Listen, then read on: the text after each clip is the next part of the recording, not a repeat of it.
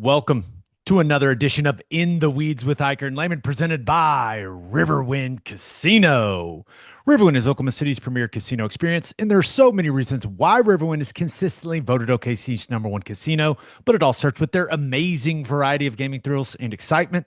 Riverwind's beautiful award-winning environment plays host to more than 2,800 of the latest electronic games with a huge selection of table games, including blackjack match roulette, and Teddy's favorite, craps. No matter what your game, Riverwind has it in spades and hearts. And to learn more about their gaming promotions and entertainment options, all you got to do is visit riverwind.com.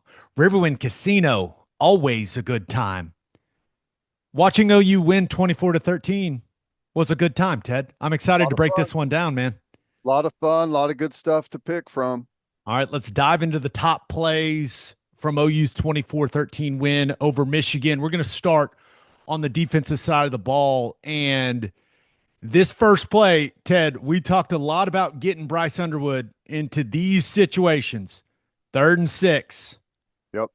Now they're backed up here inside their own 20. So instead of trusting the young quarterback to make a play, they go with a very conservative zone run. And I would just like to point out, the black line is where the line of scrimmage is. The black line is where the line of scrimmage is. And every guy in crimson is at least a yard or 2 or 4 from the black line. So Justice Haynes has no chance here. But Ted, let's walk through what OU does defensively. Brent Venables gets the young quarterback in 3rd and 6, and he says, okay, we're going 7 up. We've got 7 guys at the line of scrimmage, and we're bringing 0. Mm-hmm. Yep. Just super aggressive. And, and that's a great time to call something like this. Like you gave the situation, and a call like this is great against pass. It's great against run. Just heat them up. Man for every gap. Just look at the penetration on the front side from Grayson Halton. I mean, my goodness. Yeah. And also, it should be against the law. What they do with Kendall Daniels here late, he goes from there and like folds in and changes spots with them bringing 0. No. That's against the law. Can't do that. Not fair. New illegal defense whistle coming in. You don't see that a lot. But one thing about this, clearly just physical dominance at the point of attack from OU's defensive front. And you see Haynes just get stretched out. R. Mason Thomas, boom. Great job. Great job. Just physical tone-setting tackle.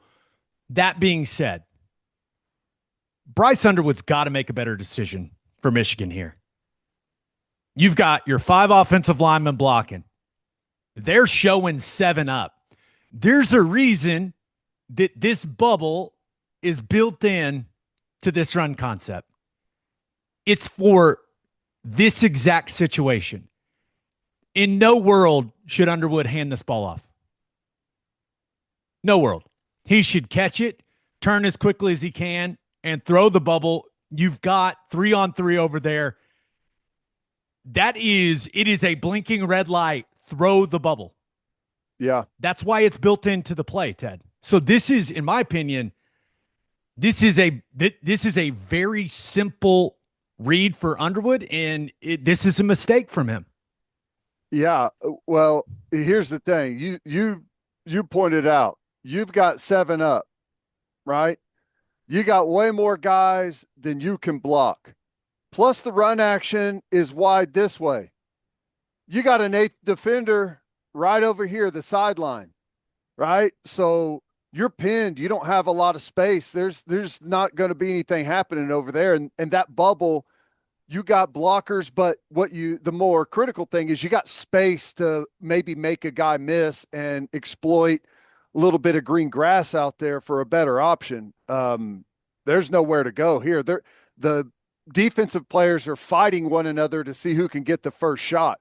But I love the recovery by our Mason Thomas here in the effort to get outside. Really good job. Really good.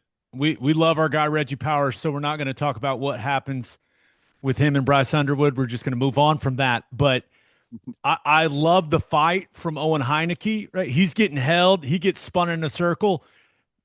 An offensive lineman putting his hands up like that's the universal sign that I was holding that guy.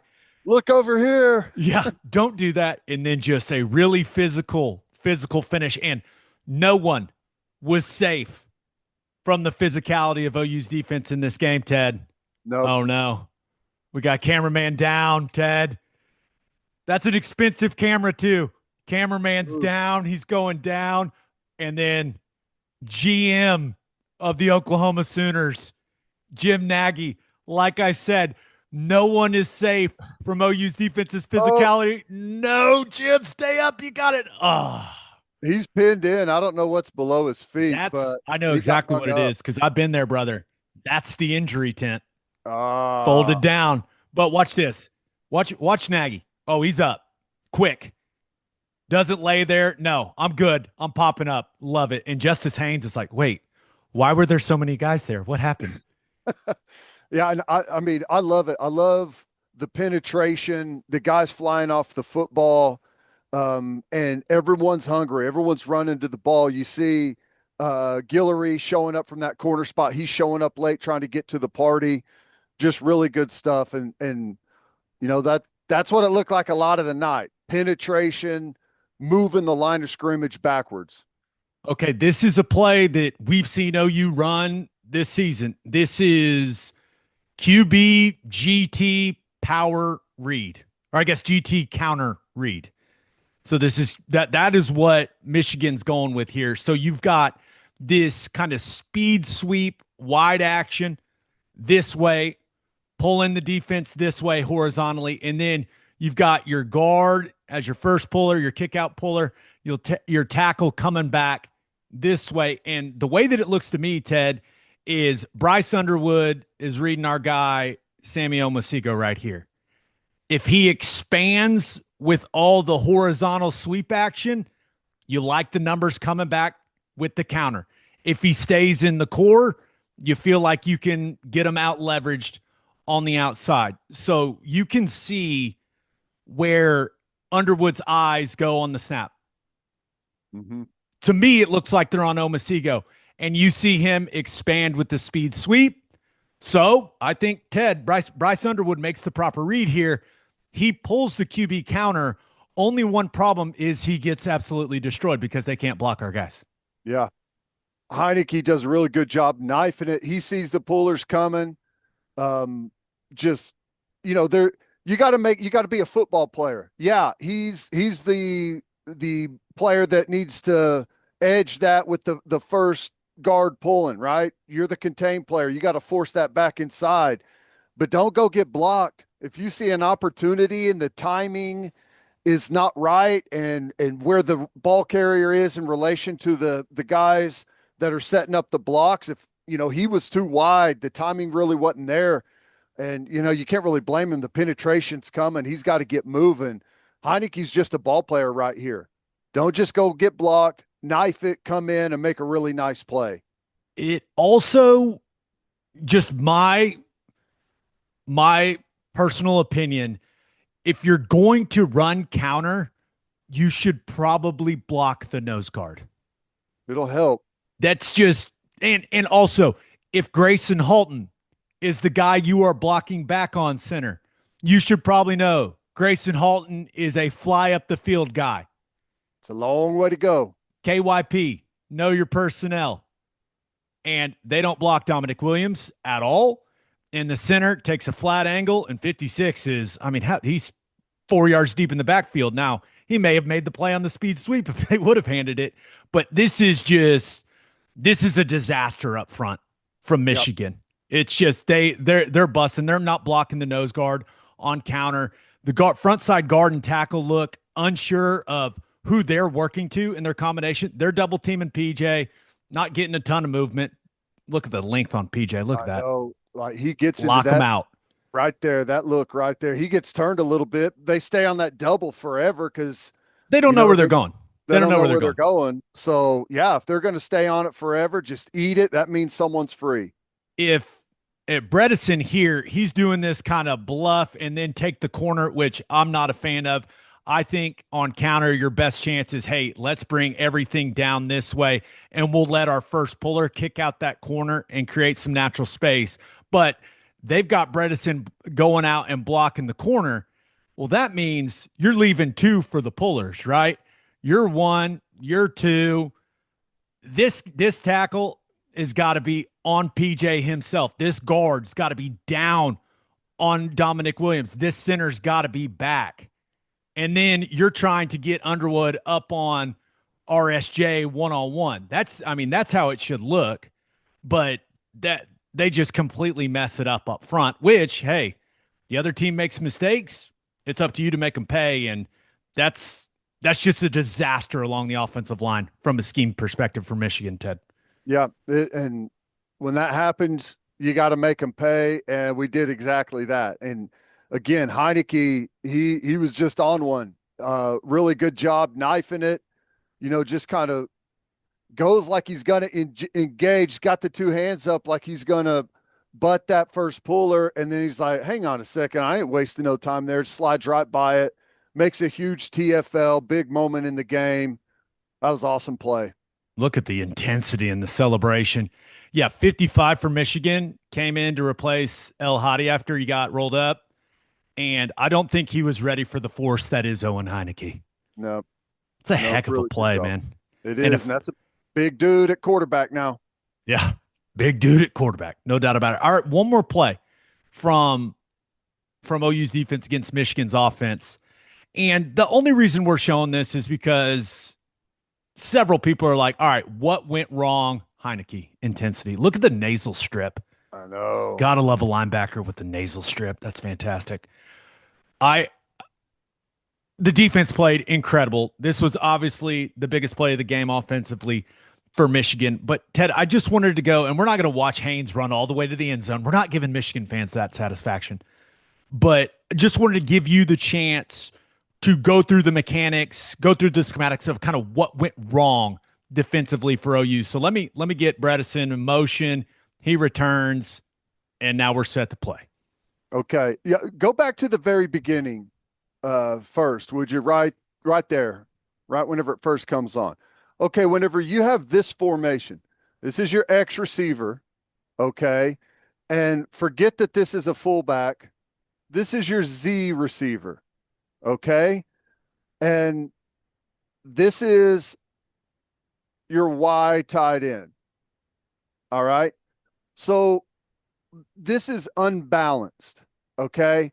Your center is actually right here. Okay. I know this guy's got the ball.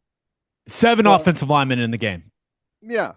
Right. So you can view it however you want. I mean, you can either view it that way or, I mean, it doesn't really matter. The thing that you have to see is go ahead and get it to where Bredesen is in the backfield. Right there. So really, whenever this is the center, okay, that means that it kind of changes things. Now your Y's right here, okay, and this is your Z, and this is just a nub side over here. So it really doesn't matter how you view it, but whenever there's only one eligible on this side of the ball, and you have to view it as there's two eligibles on the other side. And whenever the second guy is in the backfield where Bredesen is, we don't have anywhere. We have two guys in one gap right here. Okay. They've got two guys on the outside. Typically how you play it is whenever this wing goes in motion into the backfield, all right, someone has to come back into the core. Now, you typically want to leave your backer or your big player right here on the line of scrimmage, and the corner now has to fold into the back and come right here into this C gap, which is right there. Okay. So that's usually where the alignment is. You can do it different ways, but that's typically how you do it because right now we got two guys on the outside in one gap. You need to pull someone back into the core, stacked behind into that C gap to get your extra player. And when you don't align properly, you Yep. end up with holes like that. Right. There's just too much space there. Guillory should be right there. I don't like Kendall Daniels running up the field as much as he does on Right. this play. I know that's a pet peeve of yours, Ted, but this is when you create that much space, you're misaligned. You get two Yep. safeties overlapping each other, which is never what you want to see at the safety position either from RSJ and Peyton Bowen.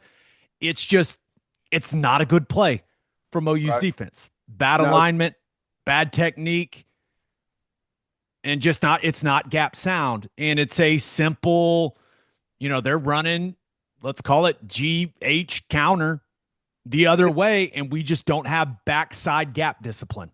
and That's that's simple, right? it's that simple. And this is why people do it. I don't know how many different times they ran this play. But it's a common play. Our offense runs it. Everyone in college football runs it. But when you bring the extra offensive lineman in, you get to an unbalanced look, things change a little bit. That's whenever you get guys messed up. And like freeze it right there. See, because he's outside, Guillory right here, he's outside and he's not lined up right.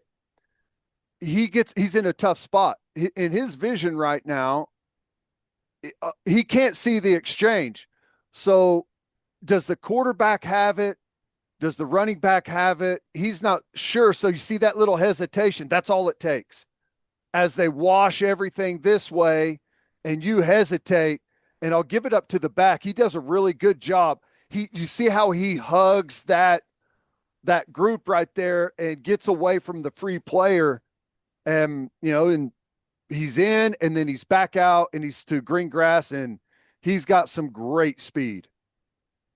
He's very fast, but we're not going to show how fast he is because I don't, I don't want Michigan to feel any joy if Michigan fans watch this.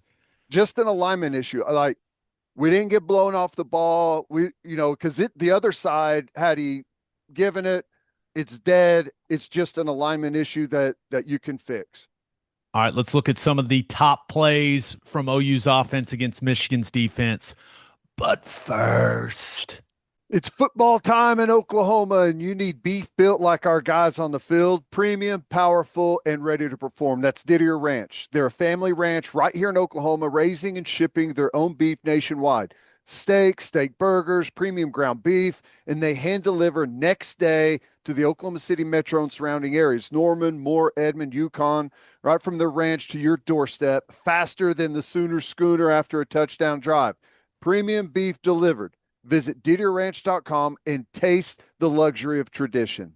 Shaner and Franklin's attorneys know a thing or two about drilling, whether it's drilling running backs on the field or drilling wells in the patch. As former collegiate athletes, Shaner and Franklin bring the same discipline and grit to oil and gas law. The Franklin in Shaner and Franklin is Daniel Franklin, my teammate for 4 years at OU. D. Frank's an awesome dude, super smart. From title work to transactions, they hit hard, play smart, and don't quit until the job's done. So when the deal gets tangled in the weeds, trust Shaner and Franklin to do whatever it takes to get you in the end zone. Contact Shaner and Franklin for all of your oil and gas legal needs. All right, looking at the top plays from OU's offense against Michigan's defense. This first one, 3rd and 8, and Michigan gets us, man. They get us. It is 6-man protection. The offensive line has the 4 down linemen, and they're working to Hossman, number 15 here. A lot of the times you'll work protection to the field in some of these situations, which means Jovantae Barnes is responsible for the one and only Jayshon Barham. This was a matchup that you and I were looking forward to in blitz pickup, but they get us because Barham baits Barnes and they bring Hillman off the edge. It's a 6-man pressure. We should be good, but Barham, he baits Barnes and Barnes takes the bait, and he's just a little too late getting to the edge pressure because of it. You see him step up, Ted. Yep. Barnes sees it. He bails, and it's a little too late. He doesn't see Hillman coming off the edge. But what Hillman didn't expect is John Mateer, excuse me, El Matador, to do that. Just say, Michigan got us. Barnes was too late. He took the bait, didn't react to the safety pressure coming, which he could have scanned to and found. But Mateer makes it not matter, man. Just with a special play, making him just avoiding the sack.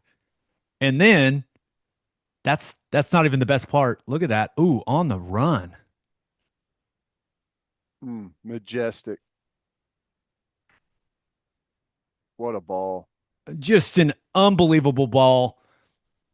It is also going back to the original play.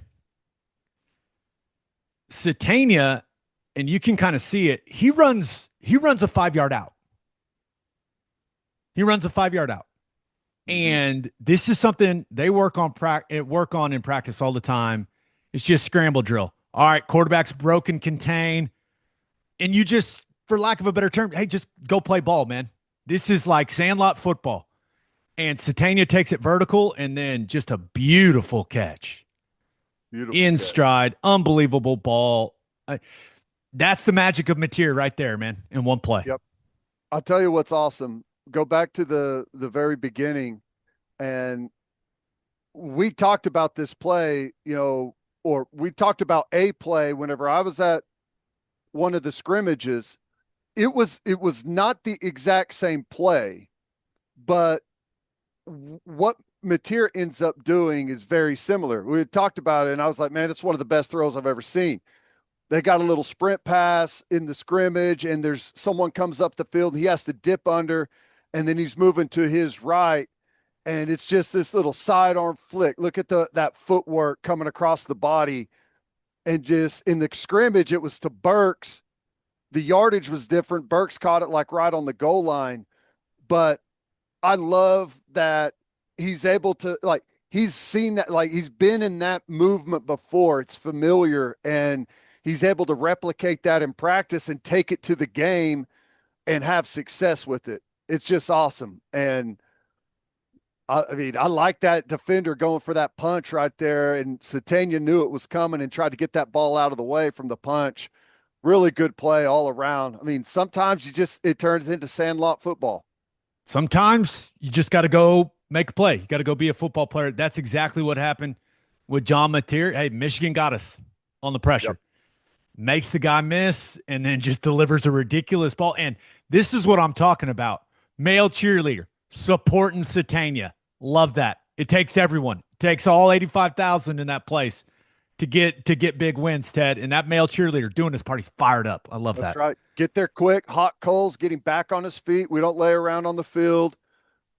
Let's go get a touchdown now. Still have no idea how that ball got spotted where it did on that play. It makes zero sense. All right, on to the next play. Oh, wait. We've got another angle. Look at that ball. Look at that, man. Beautiful. That's some good camera work, too. Very good camera work. Very perfectly thrown ball. Love whenever you get to see in the background the team punch is going to be coming through there. Awesome play.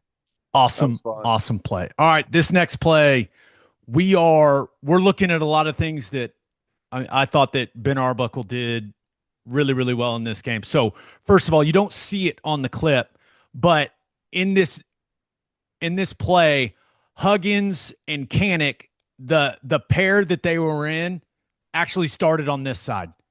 So what I call it trade. Yep. They trade to the other side. Yep. So they trade to the other side. So that forces Michigan to adjust their defense accordingly. It changes the strength of the formation, and it gets us into unbalanced. Right? You see, you've got four guys on that side of the formation.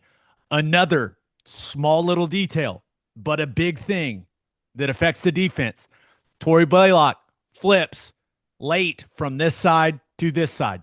So we trade the tight ends, changes the strength of the formation, gets us to unbalance, and then Tory Blaylock flips. I call it flip in the back.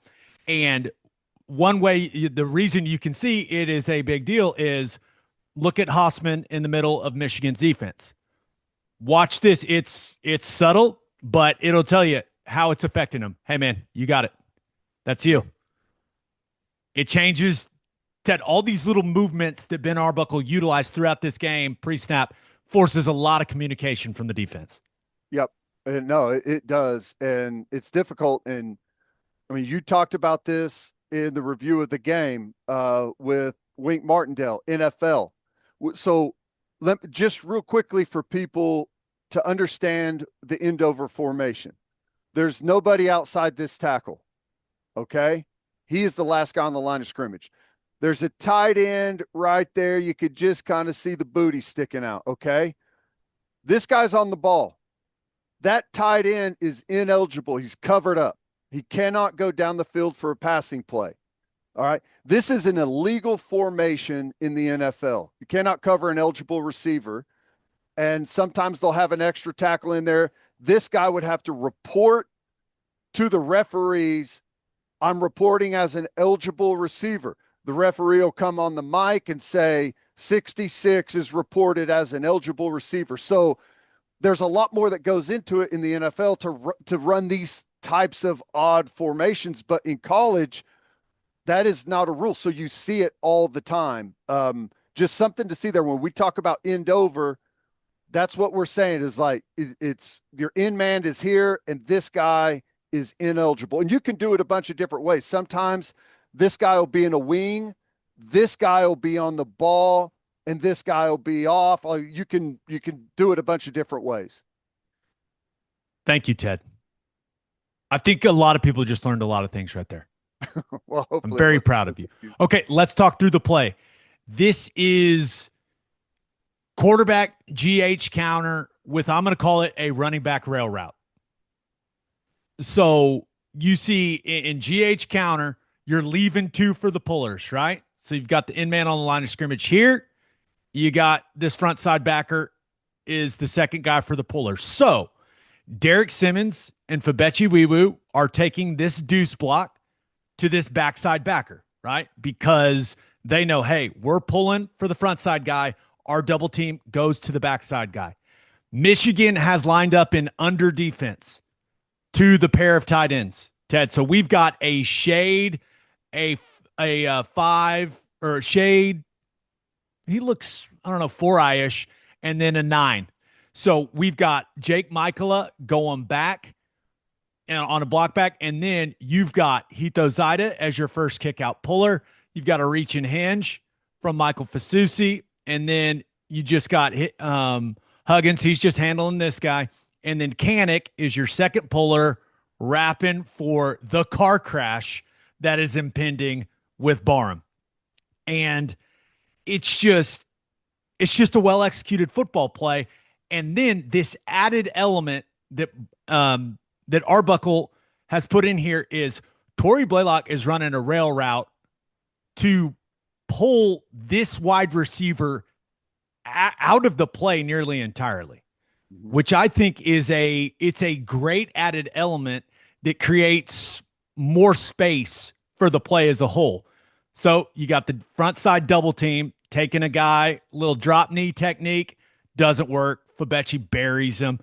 Ooh, Ted, we got a collision for Ozida. Derek Moore, no interest in making the play, just wants to hit Hito Zaida as hard as he can. All right. Hey, sometimes you just got to get the job done, man. Yeah. Same thing with Kanak. Barb, he's here. He's trying to kill him instead of making the play. We talked about that leading into the game. Bam. It's okay. Yep. Look at all the green grass, man. And, Kanak just kind of absorbs it and turns him and pins him in, and good job. Now, when I saw this the first time, I was wondering what you were going to say. Simmons trust that guy on the double and get up quicker. Yeah. Yeah. You see how he turns the shoulders? Yeah.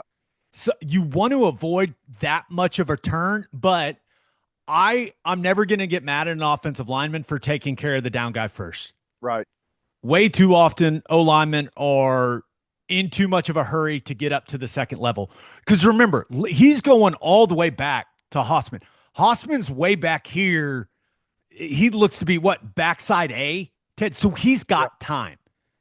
And that's why it's important to understand the pace of plays, like the tempo, like how quickly is Mateer getting over there to where this guy starts going hard this way.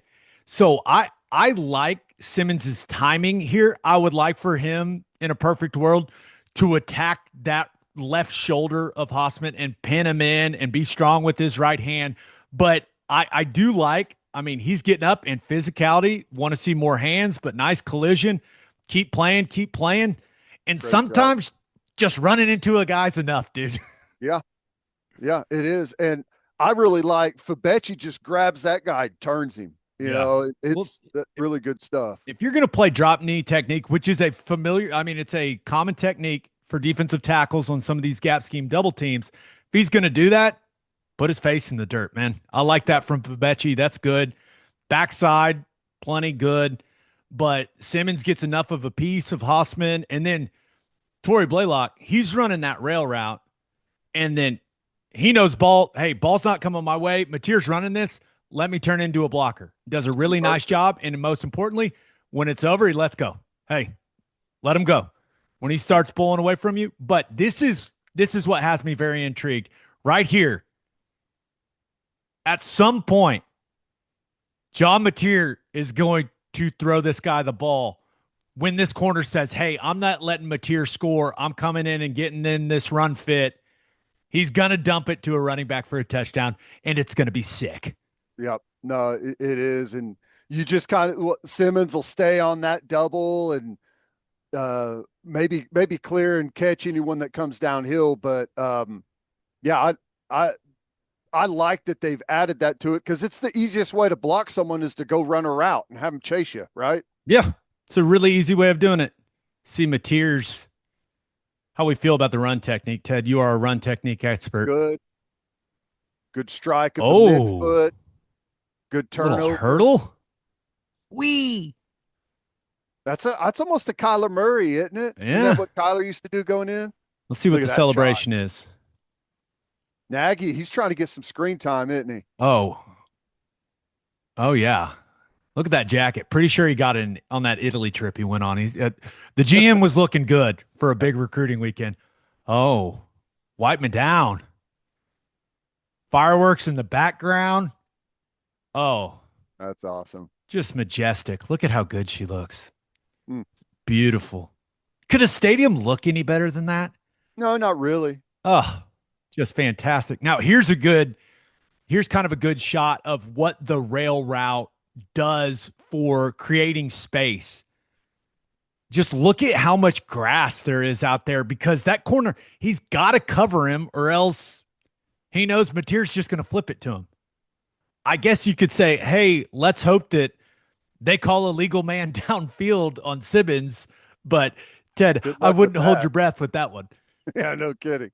They give him like a 10 to 12 yard buffer zone to where they're not going to call that typically. Yeah, but see here, Blaylock, you just see him. Hey, he's outside your frame. Let him go.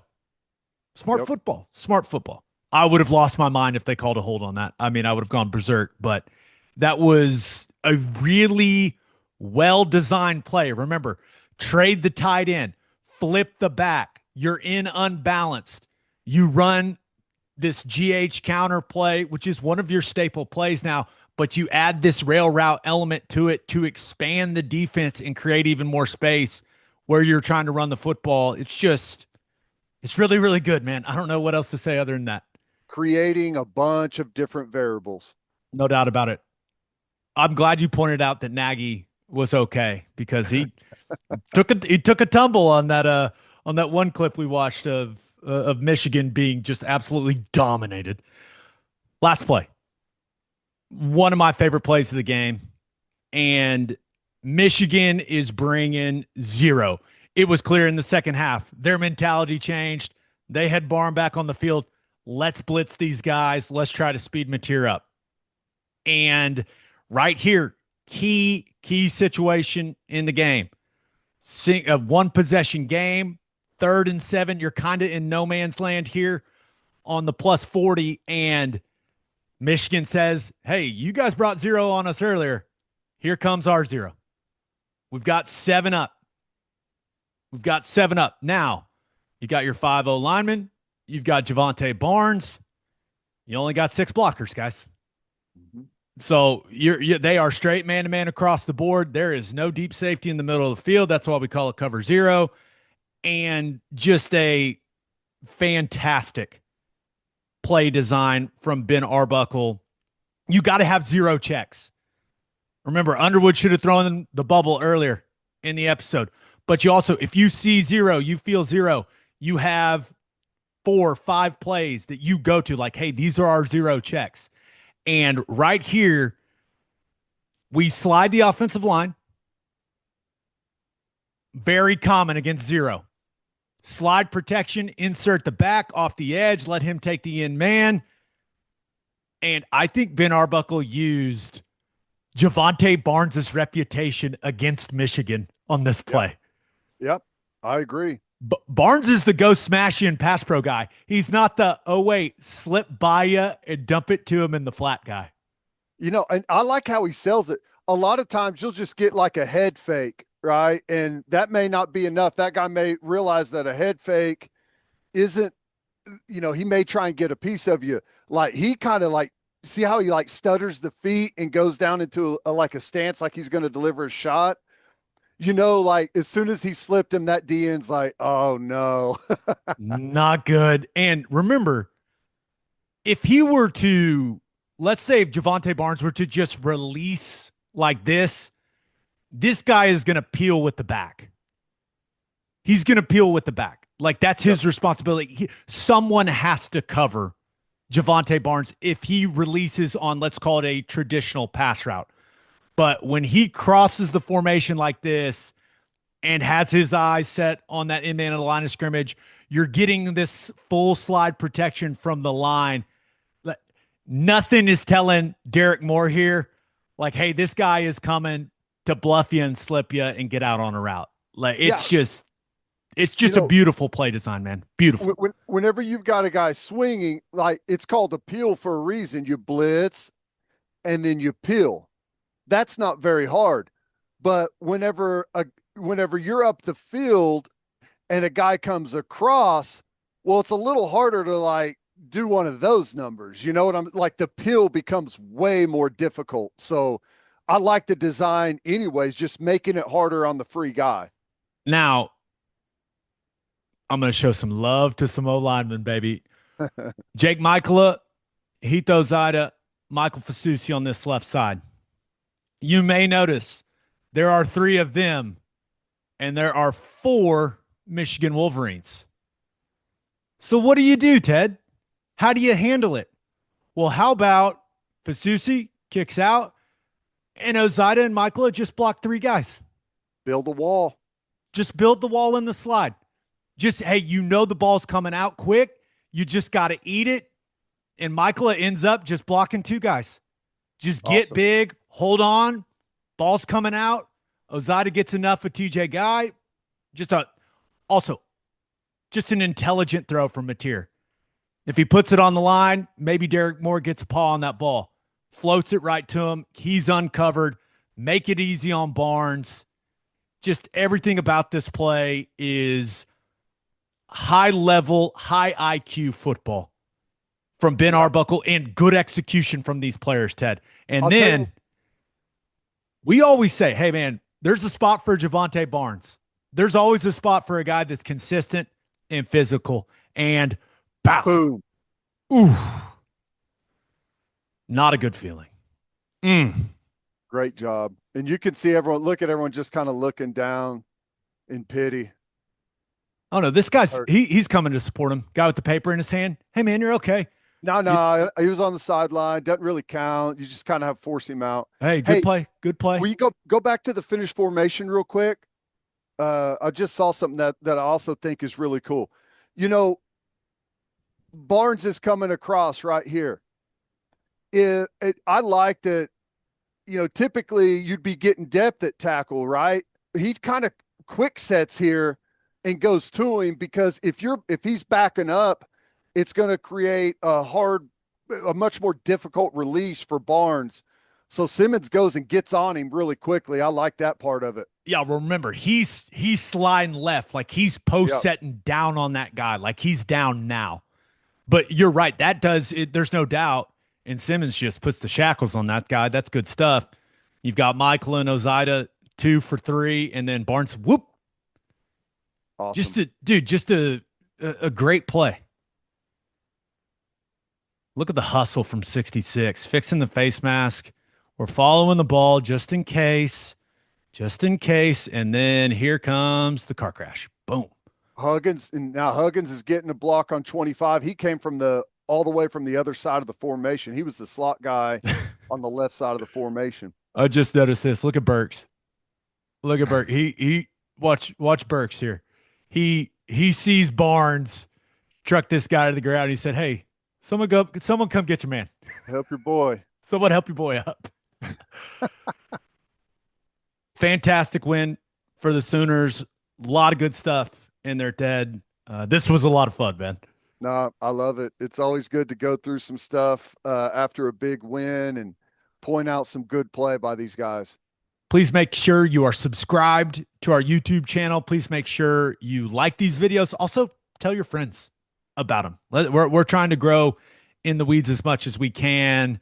And if you really, really like it, you can go ahead, click those dots down there, and you can give us a super thanks. But other than that, we'll see you next time here on In the Weeds.